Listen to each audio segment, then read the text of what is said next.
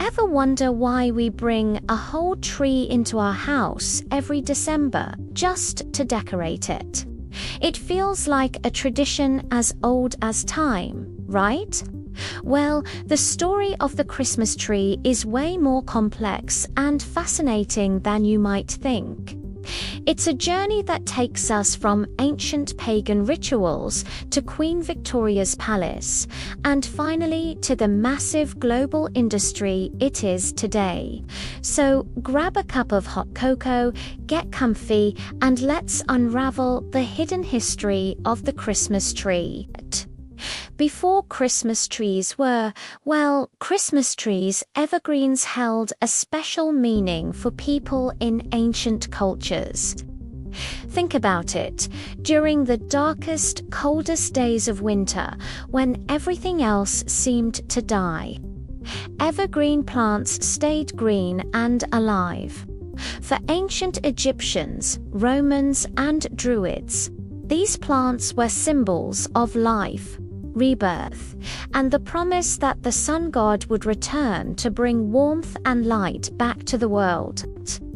They would hang evergreen boughs over their doors and windows, believing it would ward off evil spirits, illness, and ghosts. It was a powerful symbol of hope in the dead of winter.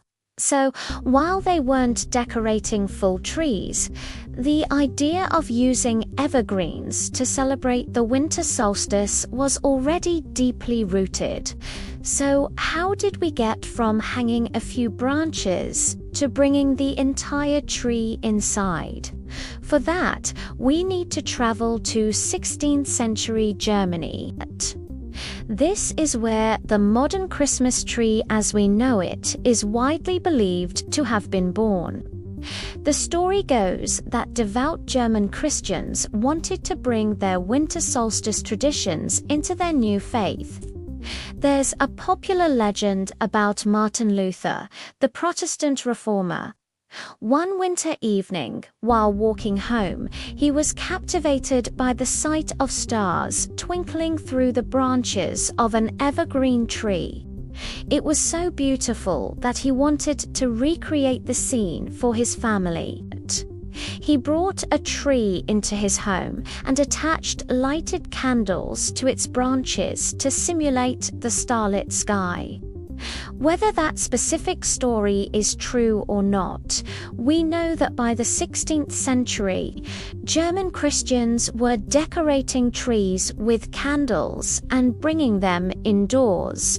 These were often called paradise trees and were used in medieval or German plays about Adam and Eve. They were decorated with apples to represent the forbidden fruit. Over time, wafers were added to symbolize the Eucharist. And eventually, these evolved into the cookies and other sweets we hang on our trees today. The tradition was localized to Germany for a long time. In fact, for a couple of hundred years, many other cultures saw it as a strange, foreign practice. The Christmas tree didn't really go global until the 19th century, and we have one very influential family to thank for that: the British royal family. In 1846, Queen Victoria, who was incredibly popular, and her German husband, Prince Albert, were sketched in the Illustrated London News. The drawing showed them standing with their children around a fully decorated Christmas tree at Windsor Castle. Queen Victoria was a trendsetter, a 19th century influencer. Once the public saw this image of the beloved royal family embracing this German tradition, everybody wanted one.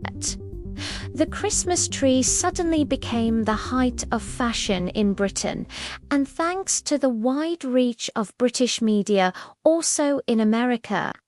Before Queen Victoria, the idea had been brought to America by German immigrants, particularly in Pennsylvania, as early as the 1700s. But it was viewed with suspicion by many, especially the Puritans, who saw it as a pagan symbol. But after the royal seal of approval, things changed fast. By the late 1800s, Christmas trees were popping up in homes all across the United States. The demand grew so much that people started chopping down trees from forests, which began to raise environmental concerns. This led to the creation of the first Christmas tree farms, which treated trees as a sustainable, renewable crop, just like corn or wheat. This brings us to the commercial explosion of the Christmas tree. Once it became a mainstream tradition, businesses saw a golden opportunity. In the 1880s, the department store giant Woolworths started selling mass-produced glass ornaments imported from Germany. Suddenly, decorating your tree wasn't just about homemade crafts and candles anymore. You could buy beautiful, shiny baubles to make your tree sparkle. Thomas Edison's business partner, Edward Johnson, took things a step further. In 1882, he was the first person to electrically light his Christmas tree. He hand-wired 80 red, white and blue light bulbs and put the tree on a rotating pedestal in his New York City apartment window. It was a spectacle. Initially, electric Christmas lights were a luxury for the wealthy. They were expensive, and you had to hire a wireman to set them up. But by the early 20th century, pre-wired strings of lights became available to the general public, and the era of worrying about your tree catching fire from candles was slowly coming to an end. Of course, we can't talk about the commercialization of Christmas trees without talking about artificial trees. The first ones actually appeared back in Germany in the 19th century. They were made from goose feathers that were dyed green and attached to wire branches. But the artificial tree really took off in the mid-20th century with the rise of plastics. The aluminum specialty company in Wisconsin started mass-producing shiny, futuristic-looking aluminum trees in the late 1950s. They became a huge fad, famously featured in A Charlie Brown Christmas, where Charlie Brown rejects the flashy aluminum tree for a small, real one. That TV special actually had a huge impact, leading to a decline in the popularity of aluminum trees and a renewed love for the classic, natural evergreen. Today, however, artificial trees are more popular than ever.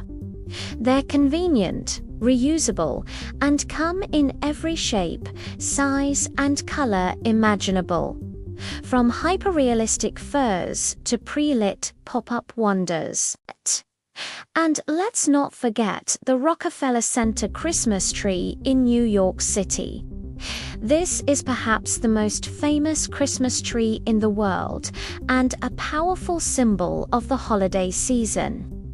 The tradition started during the Great Depression in 1931. When construction workers building Rockefeller Center pooled their money to buy a 20-foot balsam fir, they decorated it with handmade garlands made by their families. It was a simple gesture of hope during a very difficult time. Just 2 years later, in 1933, it became an official annual tradition with the first tree lighting ceremony.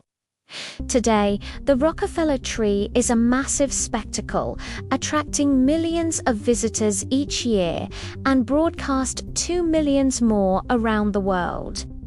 It's the ultimate public Christmas tree, a beacon of holiday cheer. So, from a pagan symbol of life to a German Protestant tradition, to a royal fashion statement, and finally to a multi-billion-dollar global industry, the Christmas tree has had quite a journey. It's a tradition that has evolved and adapted through centuries, reflecting changes in culture, technology, and commerce. Whether your tree is real or artificial, covered in priceless heirlooms or strings of popcorn, it connects us to this long and surprisingly rich history. It's a symbol of hope, light, and togetherness that continues to bring joy to people all over the world. The next time you're decorating your tree, maybe you'll see it a little differently, not just as a decoration, but as a piece of living history right in your living room. Thanks so much for watching and joining me on this deep dive into the story of the Christmas tree. What are some of your favorite family tree decorating traditions? Let me know in the comments below. If you enjoyed this video, please give it a thumbs up and subscribe for more hidden histories behind the things we do every day. Happy holidays, and see you next time.